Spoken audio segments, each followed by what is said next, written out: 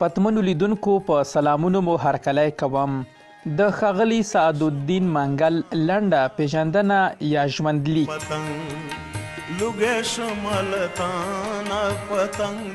ښاغلی سعدالدین منګل د کابل چهاراسیاب ولسوالۍ د منګلو کلي په یوې روڼ اندې کورنۍ کې زیږېدلی او لومړنۍ زده کړې چهاراسیاب او کابل مهراب الدین شهید ښوونځي کې سرته رسولي او معاون د انجینري د کابل په تخنیکوم کې او همداسې د انجینرۍ لوړې زده کړې مسکو او لندن کې سرته رسولي.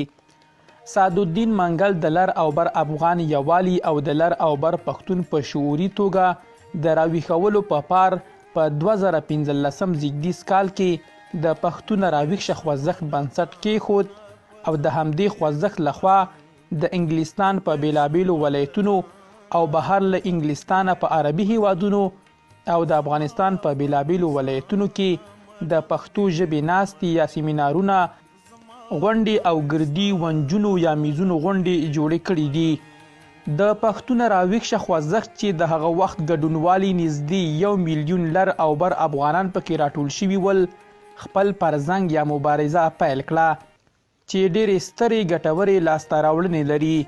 ښاغلی سعدالدین منګل د پښتو ژبې لیکوالانو او شاعرانو او کړکېښ یا تاریخ لیکوالانو د ستایلو په پار د لیکوالانو ستاینه په ژوندونې کړې او لا یې پایښت یا دوام ورکړی او هم یې د لیکوالانو د کتابونو په چاپولو کې وټه یا مالی مرستې کړي او کوي یې. همداراز دننه په هیواد کې د یتیمانو او بېوزلو کورنیو لاسنیوی له پخوا کړی او اوس یې هم کوي. سعدالدین منګل په انګلستان کې میشت دی او په خپله څانګه یا مسلک کې ودانیزه یا ساختماني انجینري چې د سمندر پراپرټي منیجمنت لیمیټډ په نوم یادیږي ځاني یا ځانګړی شرکت لري او خپل ژوند ته پایښت یا دوام ورکوي. درنو لیدونکو له ملتیا مو مننه.